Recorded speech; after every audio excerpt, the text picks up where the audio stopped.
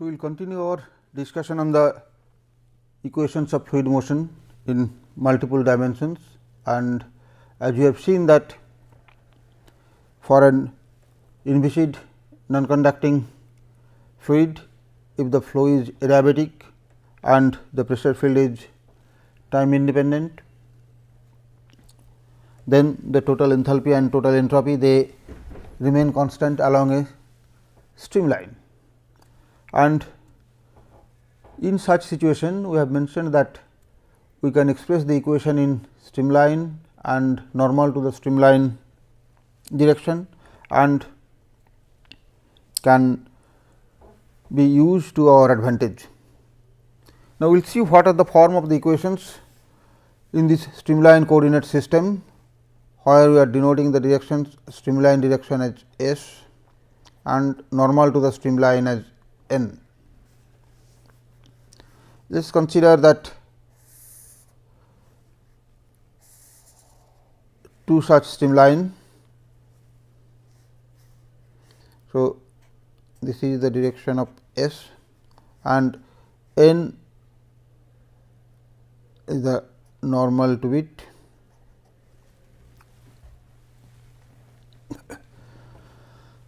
As you know that at any point on the streamline, the velocity vector is tangential to this.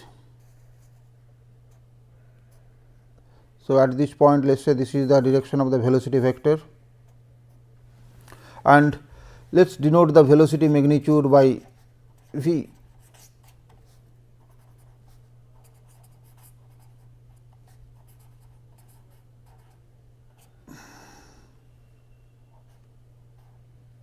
The velocity magnitude be v, and its direction with respect to the horizontal is theta, and direction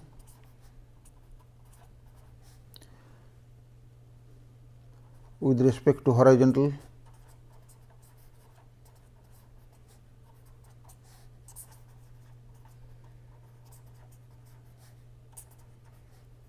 let us say that is the x axis is theta. So, the velocity is expressed by the velocity is completely defined by v and theta.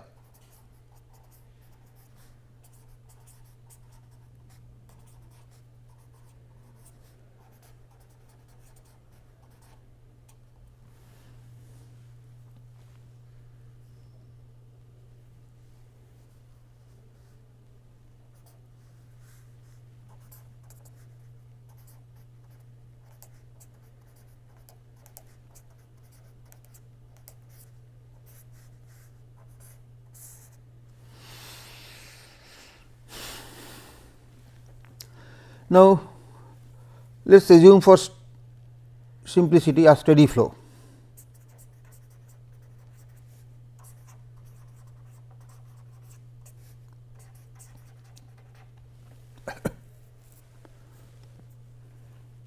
Now, the continuity or mass flow conservation equation can be very easily written using the one dimensional analysis, or we have seen that density into velocity into the cross sectional area remain constant.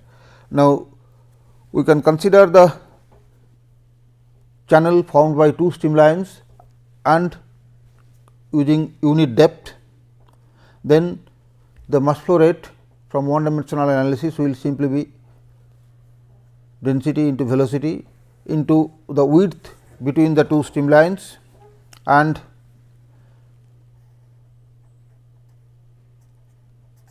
unity, that will be the area. So, the continuity equation simply becomes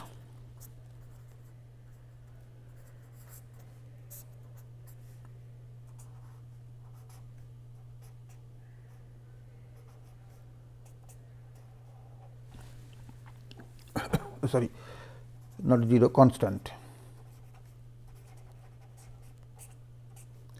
Mass flow rate is constant. Similarly, the streamwise momentum equation can simply be written as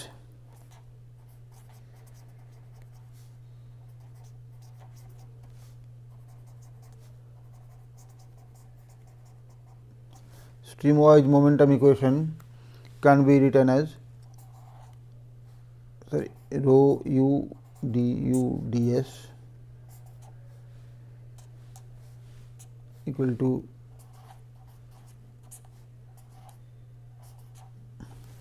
again you can see that this is identical to the one dimensional Euler equation.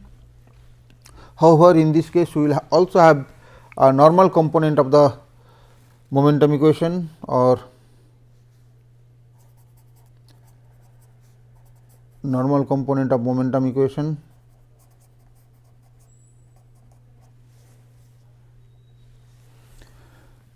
which gives that pressure gradient in the normal direction will be balanced by a centrifugal force rho,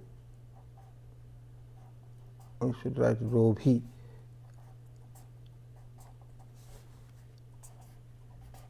v square by r into minus dp by dn, and where r is the radius of curvature.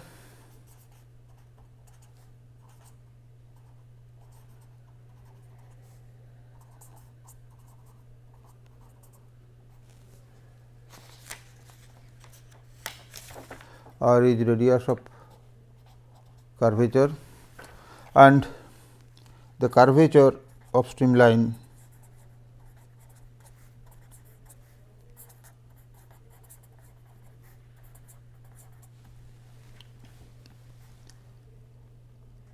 one by r is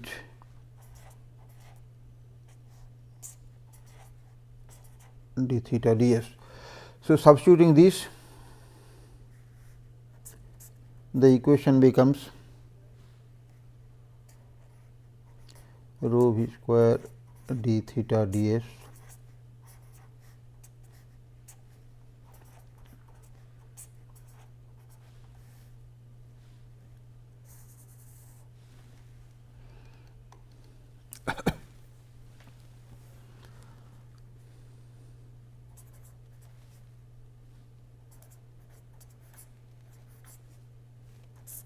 energy equation and simply be written as that h plus half v square equal to h 0,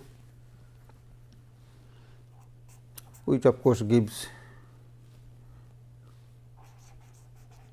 dh equal to dh naught minus u du in differential form.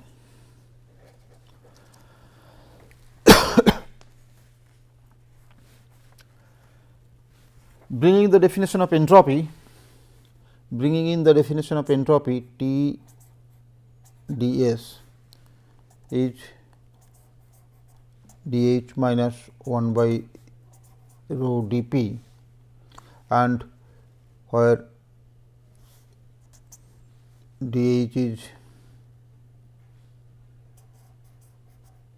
dh 0 minus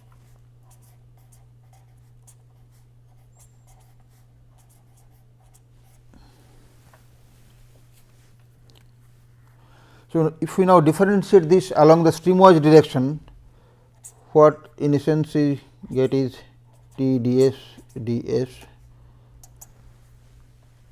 The total enthalpy remain constant along the streamline direction. So, we have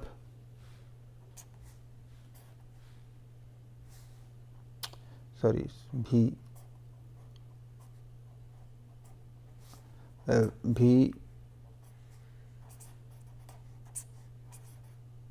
dV ds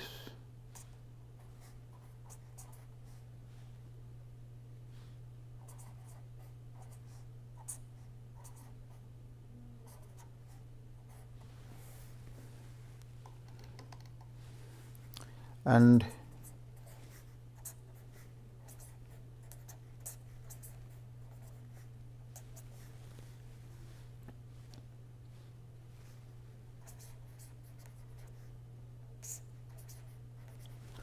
This is of course non-zero, as in total enthalpy changes from one streamline to the other normal direction, and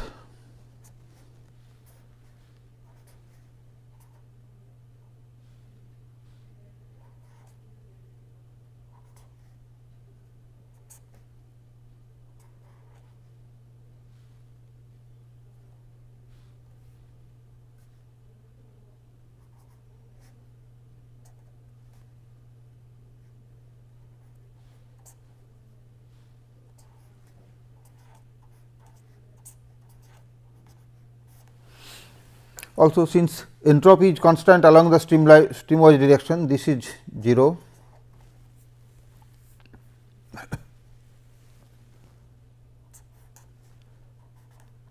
H 0 and S are constant along S.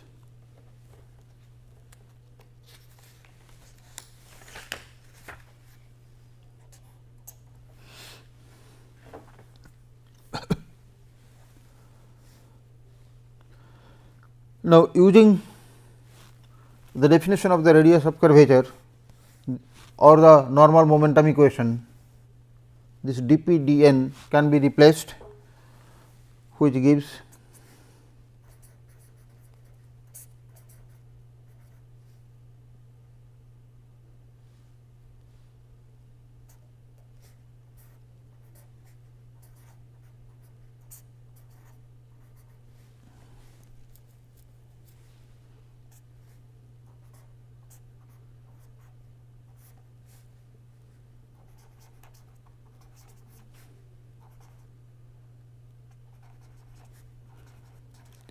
using in momentum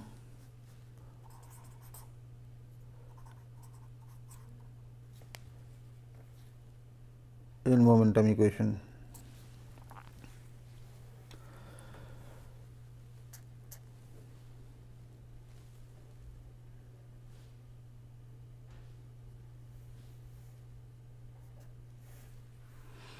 In momentum equation, sorry, this is square. So,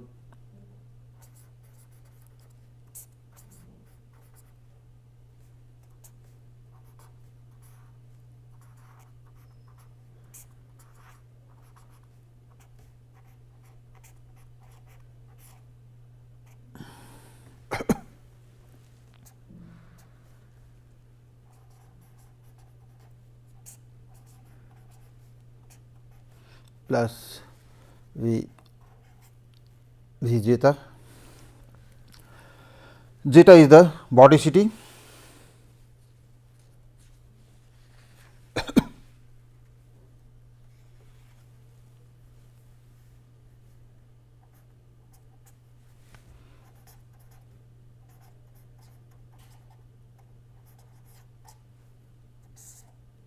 Which, as we know, is defined mathematically by the curl of the velocity vector. So, in the streamline coordinate system, this becomes the vorticity. So, this relation, this equation, which we will write once again T d s d n is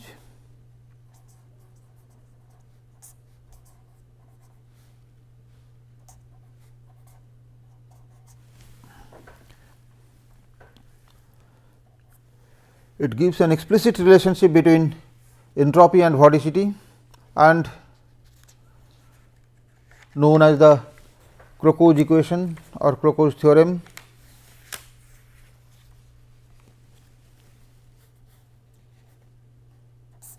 So, this is called Crocco's equation in streamline coordinate system.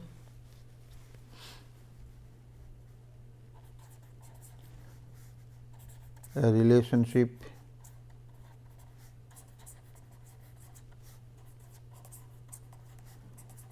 between entropy and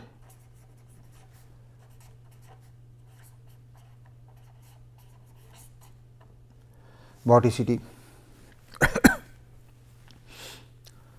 which clearly shows that these two quantities are interconnected. In this context, we may recall again that slipstream that we have encountered in one dimensional motion, in particular shock interactions. In one dimensional flow, of course, there is no vorticity. However, I have seen that about this slipstream there is a difference in tangential velocity or a jump in tangential velocity. Tangential velocity is discontinuous about that slipstream, and of course, the entropy on the two sides are also different. So, we have seen that there that the difference in entropy created a jump in tangential velocity or discontinuity in tangential velocity, and we also know that vorticity, a seat vortex, also creates a difference in tangential velocity. And so, there is we noticed that similarity between that slipstream and a vortex state. And coming to this multidimensional problem, we now have an explicit relationship between entropy and vorticity.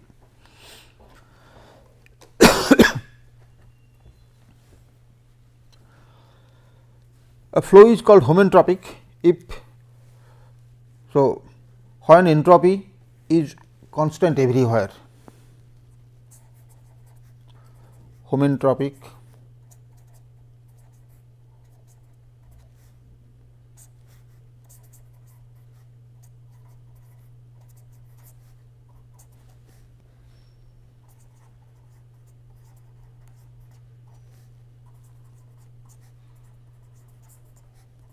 entropy is constant throughout, while as we have mentioned earlier, isentropic is entropy is constant along a streamline. So, homentropic implies that in all streamlines the entropy is constant, and clearly that will happen if entropy does not change in the normal direction as well, and that can only happen if H 0 is constant and zeta is 0.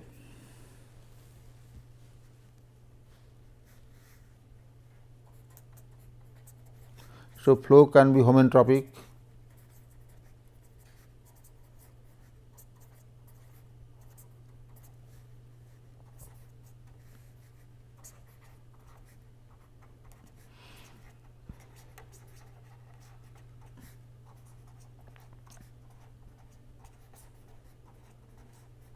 throughout, and the vorticity zeta is 0 everywhere.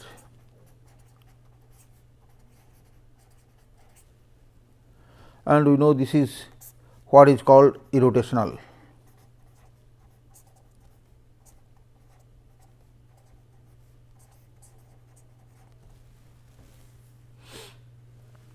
Similarly, where H 0 is constant throughout, that is called homenthalpic.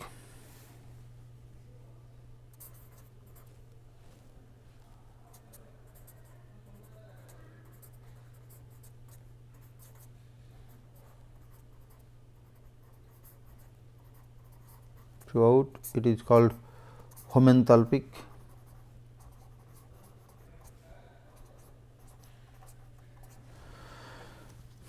So, the flow will be homentropic if the flow is homenthalpic as well as irrotational. An inviscid non-conducting flow with steady pressure field will be homentropic if it is homenthalpic and irrotational.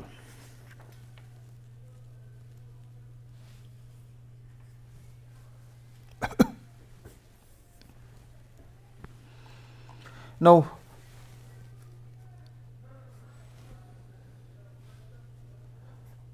H 0 equal to constant, that implies T 0 is constant.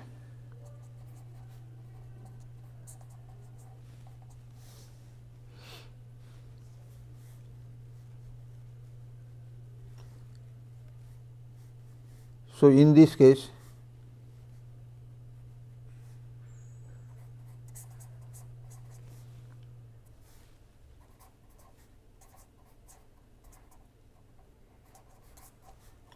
vorticity is direct measure of variation of P0 across streamlines.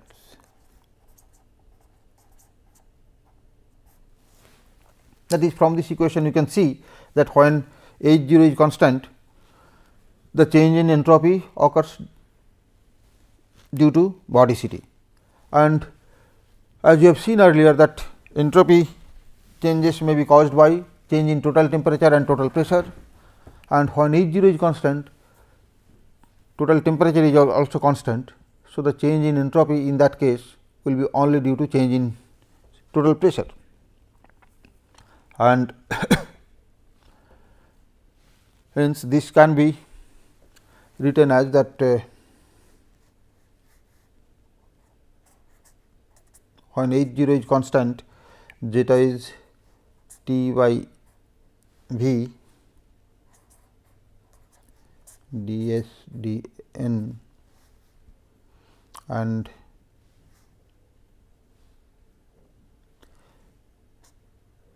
that becomes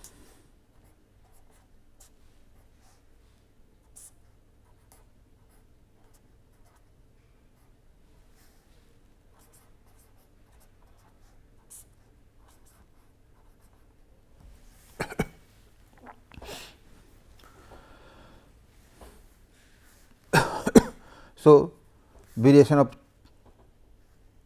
stagnation pressure is directly related to vorticity. Now, we will try to see the form of this Crocco's equation in Cartesian system.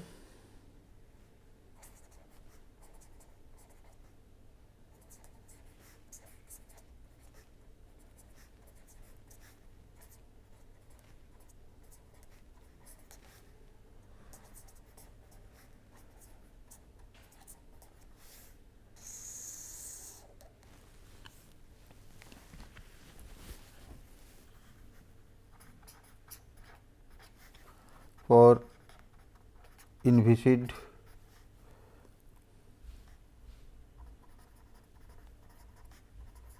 non-conducting case.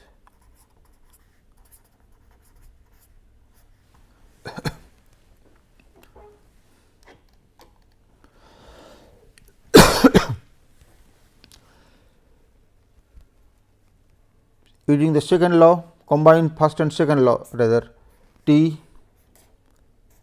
grad S into grad H minus grad P by rho.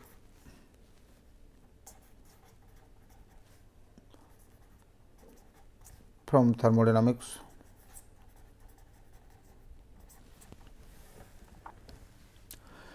Now, from Euler's equation we have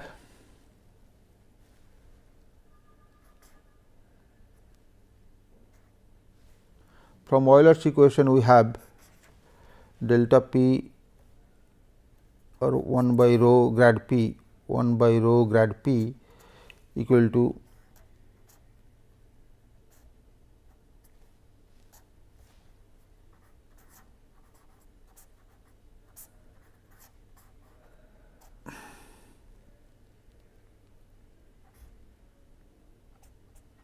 which is the Euler's equation.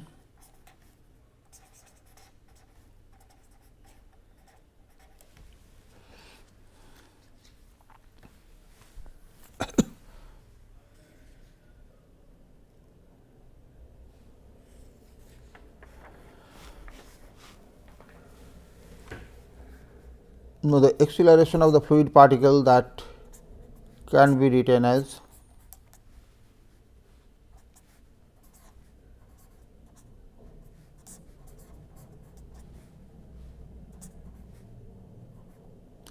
the convective velocity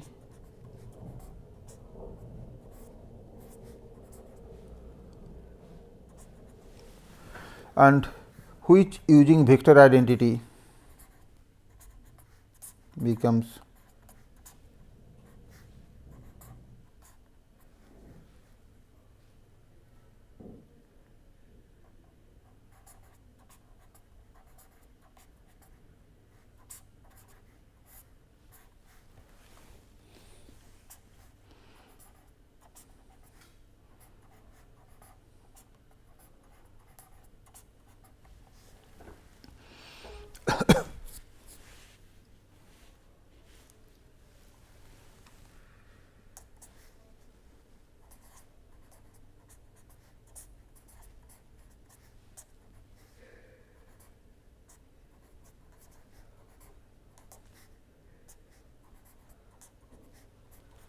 this is the quantity denoted as the vorticity.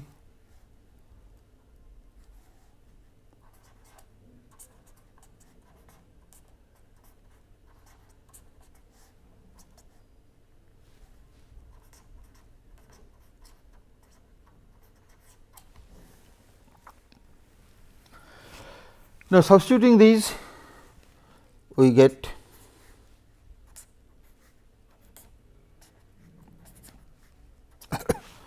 T grad S equal grad H minus F plus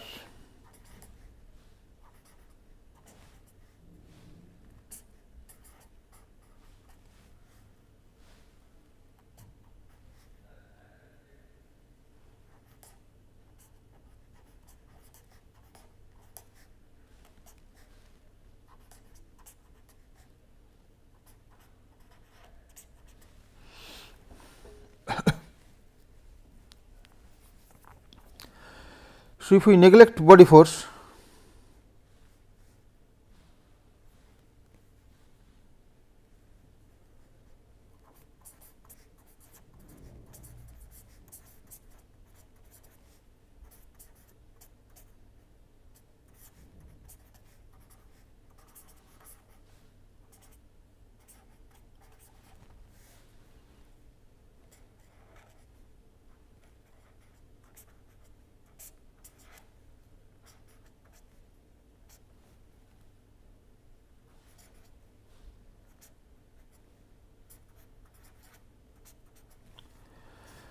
these we combined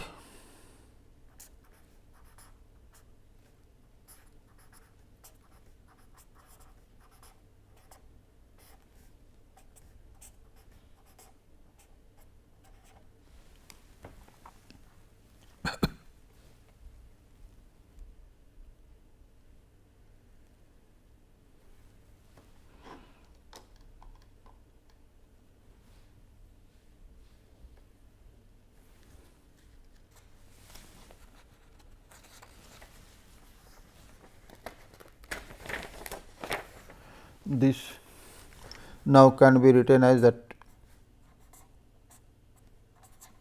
T grad S plus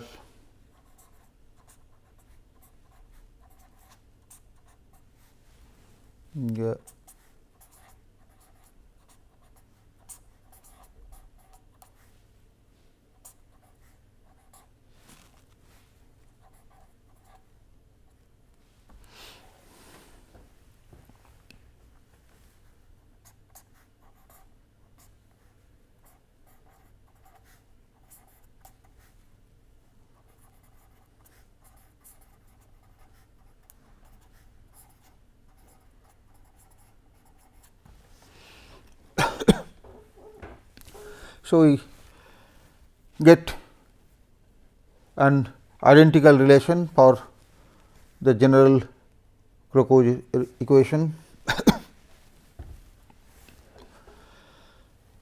Now, we know that another very important fluid dynamical quantity is circulation, which is also related to vorticity. So, very important quantity in fluid dynamics or aerodynamics is circulation, and as we know that which is directly related to the lift produced by an airfoil or wing. So, circulation which is defined as gamma integration over a closed curve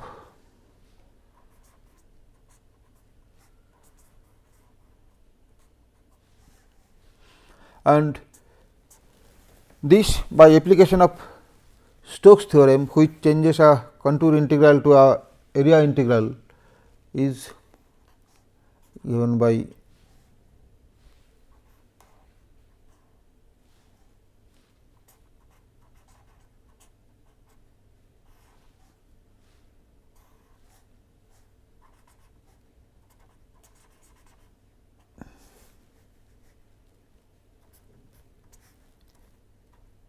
A is the area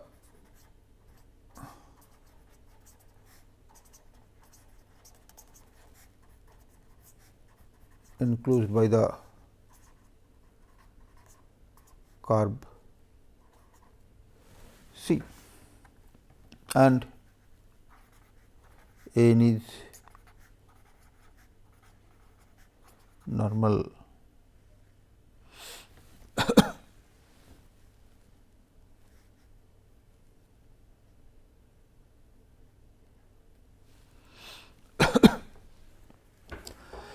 So, you see the circulation is simply a flux of vorticity.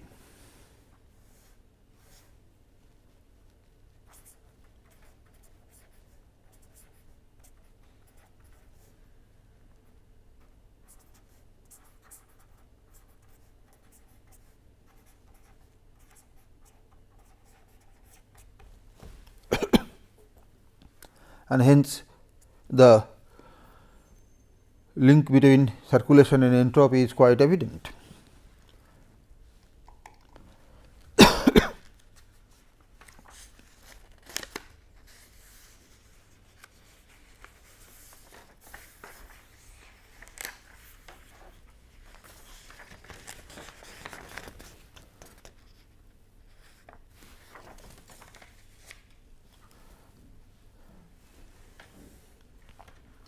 Vorticity is also defined as 2 times the angular velocity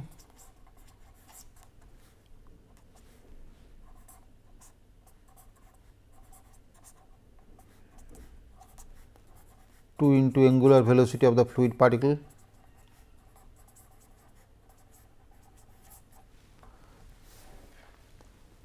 and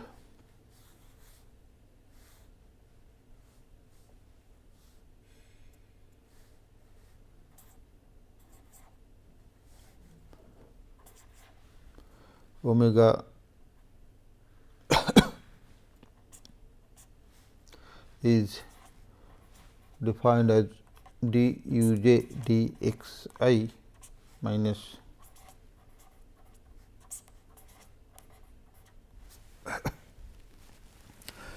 now these velocity gradient are essentially tensor. So, it will appear that vorticity is also a tensor. However, this is a purely antisymmetric tensor having only non-zero diagonal elements, all other elements are 0. Consequently, this is vorticity is not exactly a tensor, rather it is a pseudo tensor or pseudo vector. And most often we can write the velocity gradient at a point d u y d x j as half of d u y d x j plus d u j d x I.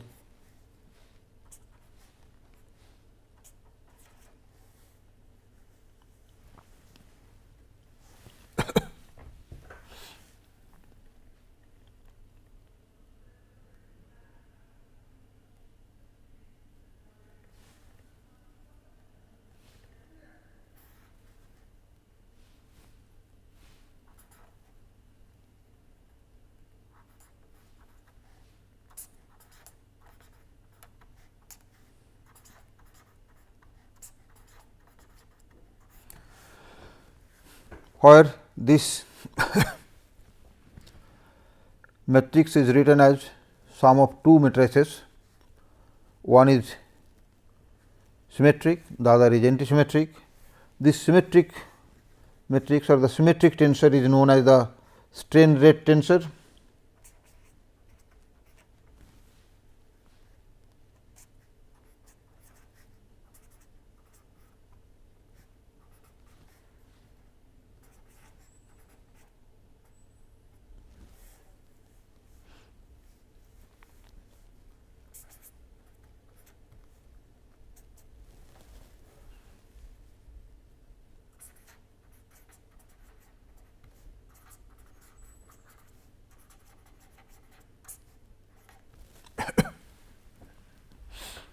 Epsilon I j k is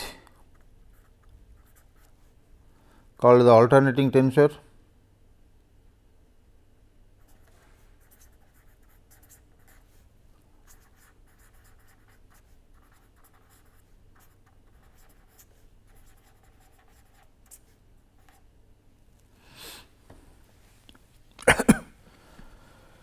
It is 0 if all three are not different.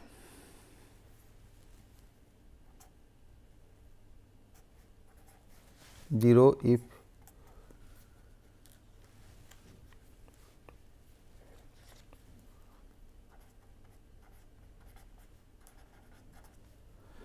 I j k are not different, that is, if two of these indices are same, then this becomes 0, and it is 1 if I j k are cyclic.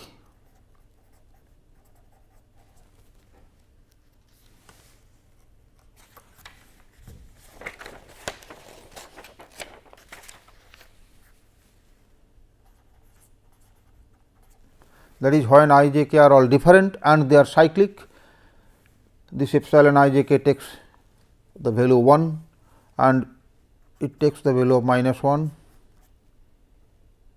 if not cyclic. That is, either they may be 1 2 3, 2 3 1 or 3 1 2, assuming that I j k can take only the value of 1 2 3, that is, we are considering only 3 dimensional space, then I j k can take the value 1 2 3 and it will be 0 if any two of them are same. When all three are different and they are arranged in a cyclic order, that is either 1 2 3, 2 3 1 or 3 1 2, it takes the value 1, but if it is not cyclic, then it is -1.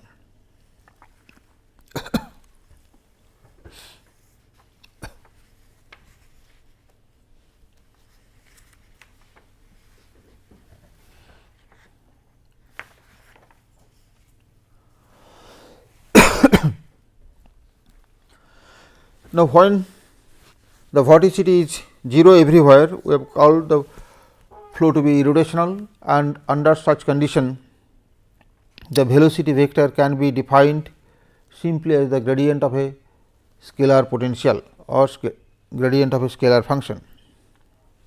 So, for an irrotational flow,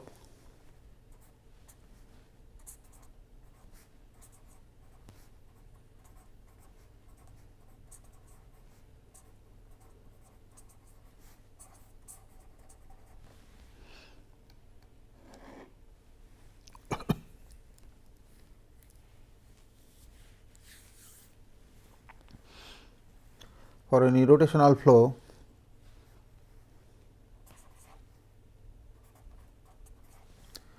zero, and this implies u I is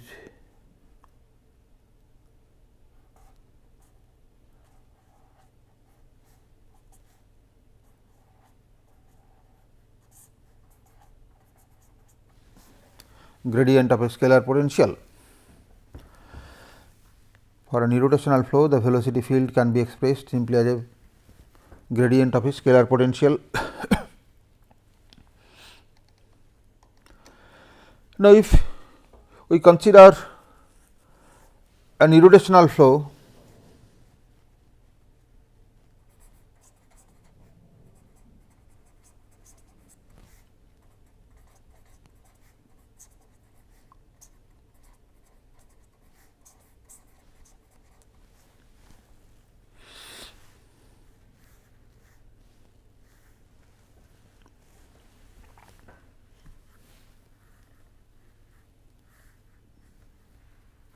and already we have seen from Crocco's theorem that when the flow is irrotational, they are also isentropic.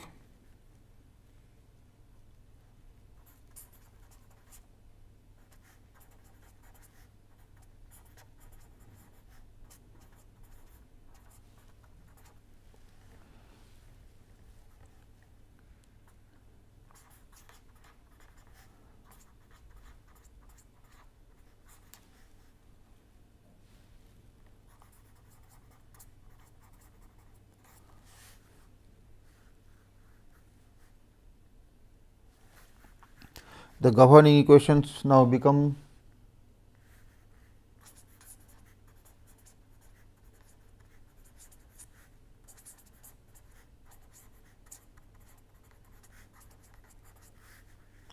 the continuity, of course, does not change.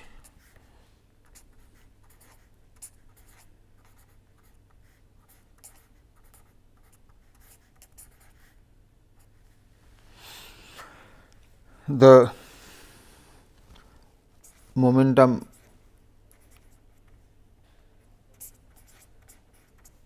equation is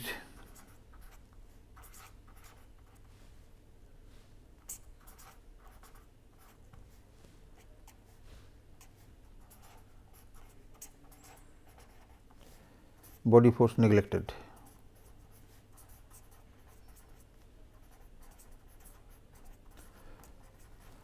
Okay, which is of course quite customary in aerodynamics, that in most of the cases the only body force is gravitational and the effect of gravity on the flow, aerodynamical flow, is not considerable, because what we are interested is mostly in the difference between pressure and other properties, and over a small region gravity does not play a major role.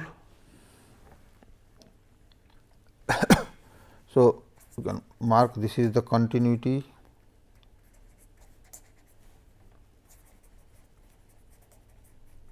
momentum. The energy equation can take a very simple form, which we can write as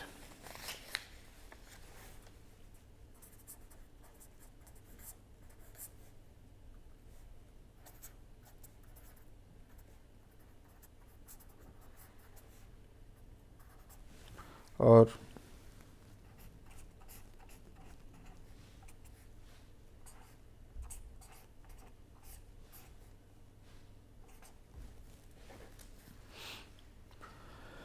in addition we also have some auxiliary conditions, that is the vorticity.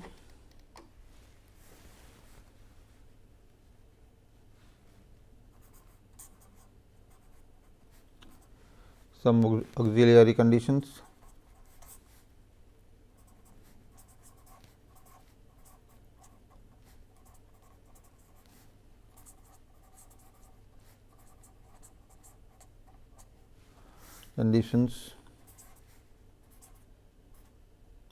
Irrotationality duj dxi minus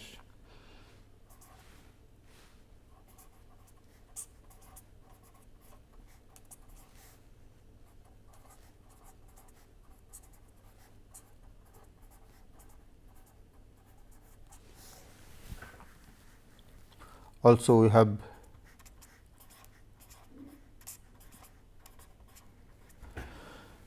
this offers a great simplicity, because in that equation instead of 3 velocity component we now have only a single unknown, which is scalar potential phi, and the equation can often be expressed in terms of this scalar potential phi.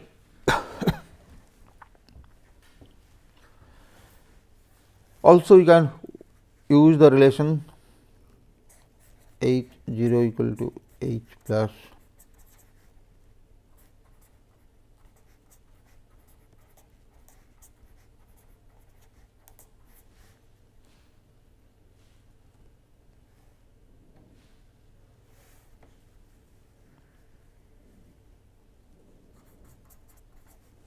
for perfect gas. This can be written as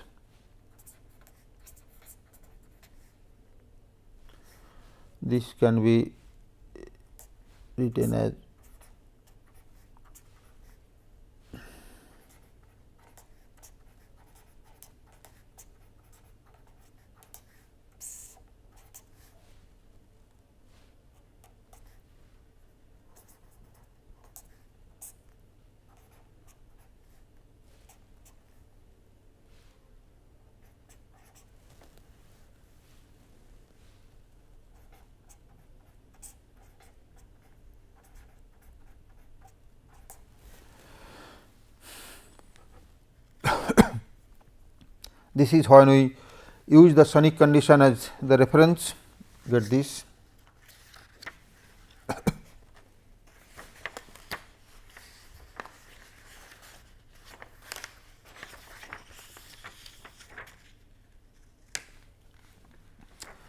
Now,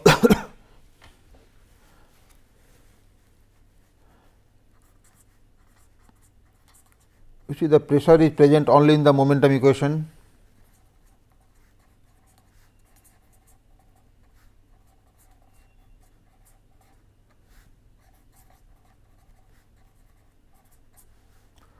From the momentum equations,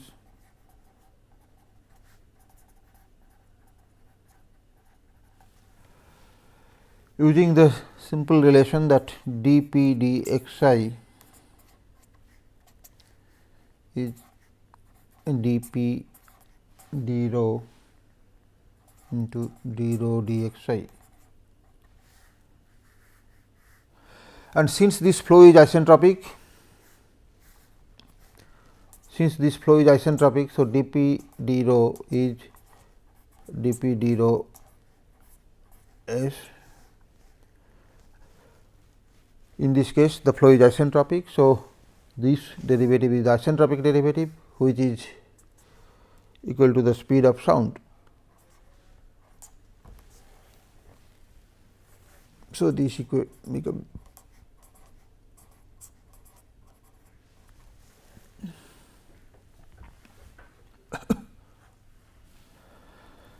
so, considering steady flow, the momentum equation is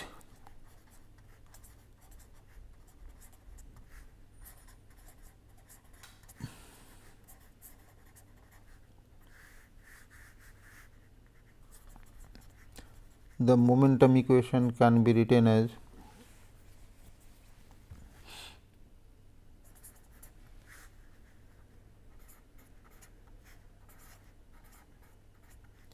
u j du dx j equal to minus 1 by rho dP dxi, which is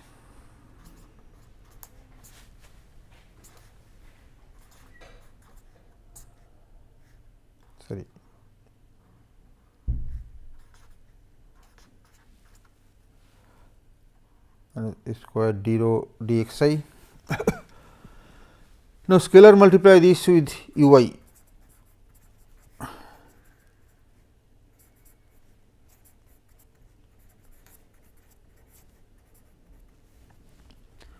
Which gives this relation ui uj dui dxj.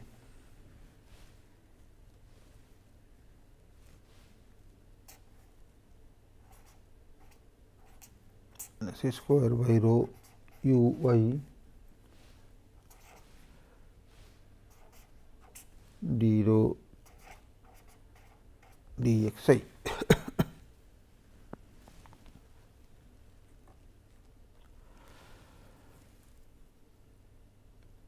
Now, from steady flow continuity equation, if we use steady flow continuity equation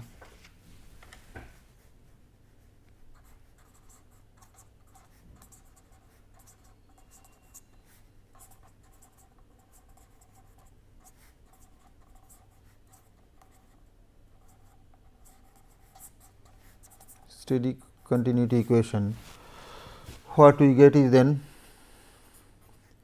u y u j d u y d x j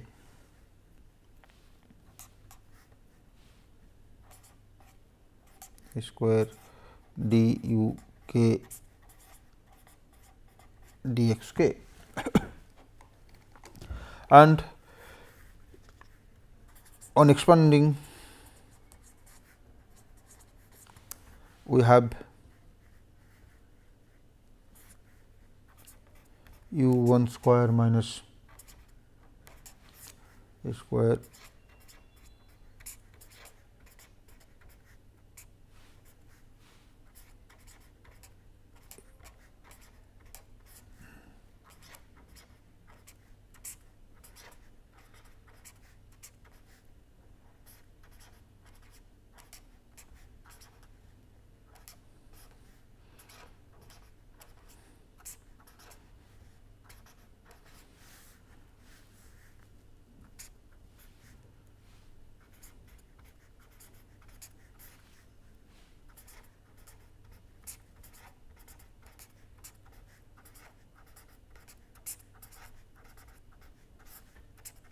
plus 1 2 2 3.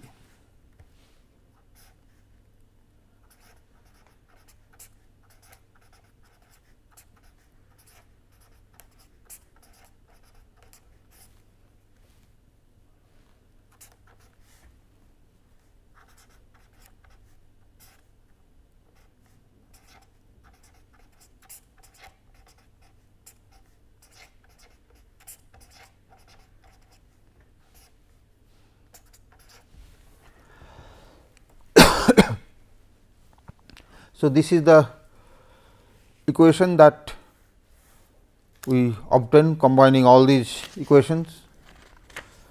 So, you see that for an isentropic irrotational flow, we can combine all the equations to obtain one single equation.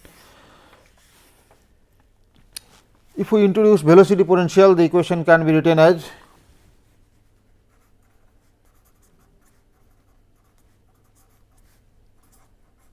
in terms of phi, the equation becomes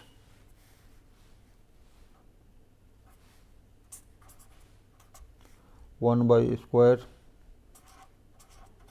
d phi dx I d phi dx j into phi dx I dx j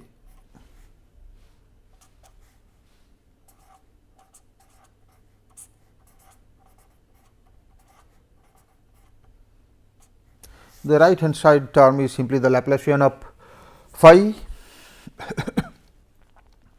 and this we can expand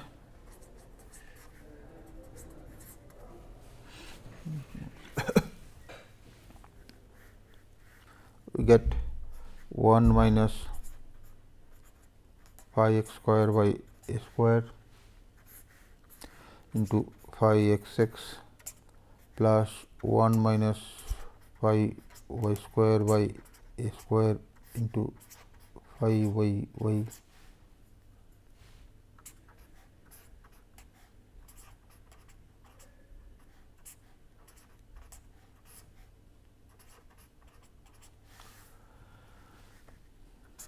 minus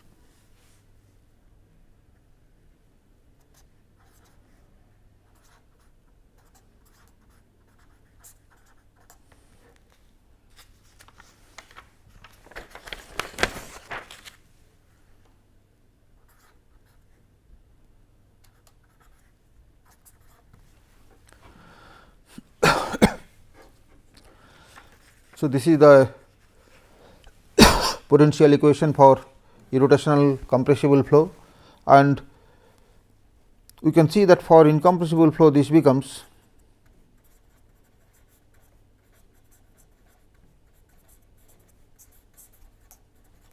we know for incompressible flow the speed of sound approaches infinity, and consequently this equation becomes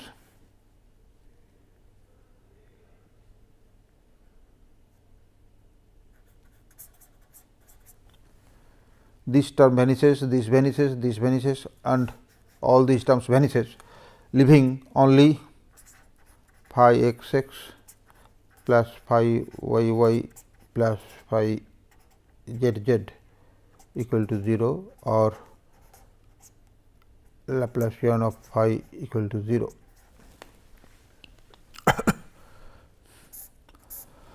Which is quite well known and we have used extensively earlier. So, what we obtain in terms is the general equation for the potential flow problem.